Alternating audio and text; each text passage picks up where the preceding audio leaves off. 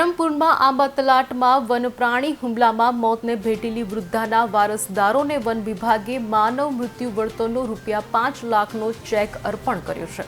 આંબાતલાટના સાવરમાળા ધરાસપાડા dairy ગામે કહી શકાય કે તારીખ 3 નવેમ્બર 2024ના દિવસે ઘરના ઓટલા પર સૂતેલી 67 વર્ષીય માતા સોનાઈબેન કારદાભાઈ ચૌધરીને જંગલી જાનવર દીપડાએ હુમલો કરી ઘરેથી ઘસડતા લઈ જઈ થોડે દૂર ડાંગરના ખેતરમાં ગળાનો ભાગ ખાઈ જઈ અને માથું તથા ધડ અલગ થઈ જતા કરુણનું મોત થયું હોવાની જાહેરાત ધરમપુર પોલીસ મથકે મૃતકના પુત્રએ આપી હતી। વન્ય પ્રાણી હુમલામાં મોતને ભેટેલી વૃદ્ધાના પરિવારને માનવ મૃત્યુ વળતર માટે વલસાડ ઉત્તરના નાયબ વન સંરક્ષણ નિશા રાજના માર્ગદર્શનમાં એસીએફ ધરમપુર રુચિ દવે તથા આરએફઓ ધરમપુર હિરેન પટેલે મૃતકના પીએમ તથા અન્ય કાર્યવાહી કરી સરકારી નિયમાનુસાર સહાયનો ચેક મૃતકના ઘરે લઈ જઈને જ વલસાડ જિલ્લા પ્રમુખ પંચાલય મનહરભાઈ પટેલ, ધરમપુર તાલુકા ભાજપ મહામંત્રી ધનેશ ચૌધરી, આંબાતલાટની મહિલા સરપંચના પતિ ભગુભાઈ ચૌધરી, ગ્રામજનો તથા વન વિભાગની ટીમની ઉપસ્થિતિમાં તેમના પુત્રોને આપ્યો હતો।